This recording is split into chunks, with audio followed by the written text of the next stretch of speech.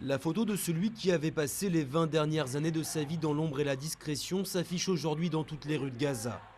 Ici, les portraits de Mahmoud al-Marbou sont particulièrement nombreux. Nous sommes dans le camp de réfugiés de Jebalia, un camp misérable où vivent 100 000 personnes.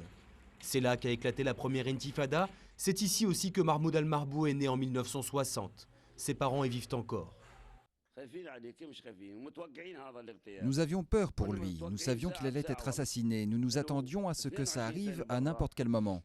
Cela fait 22 ans qu'il était parti, qu'il était poursuivi et qu'ils étaient à ses trousses. Nous savions qu'un jour, il allait finir en martyr.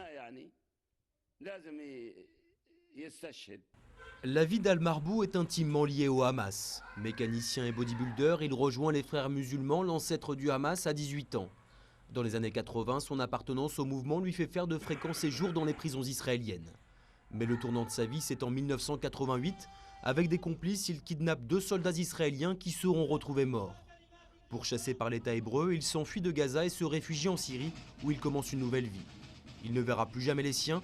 Lors des rares coups de téléphone à sa famille, il ne dévoile qu'une partie de sa vie. C'était un businessman, il avait une affaire, une grande entreprise de tricot en Syrie. Il voyageait et ramenait des fournitures pour son entreprise. C'est possible qu'il ait eu d'autres activités que nous ne connaissions pas.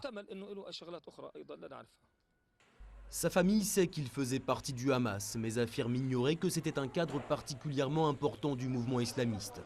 Selon les médias israéliens, c'était l'un des pivots du trafic d'armes entre l'Iran et Gaza. Le Hamas n'a jamais confirmé l'information. Son seul mot d'ordre, c'est désormais de venger son martyr. Et pour le mouvement islamiste, le coupable ne fait aucun doute. C'est le Mossad, les services secrets israéliens, qui ont tué l'homme de l'ombre du Hamas.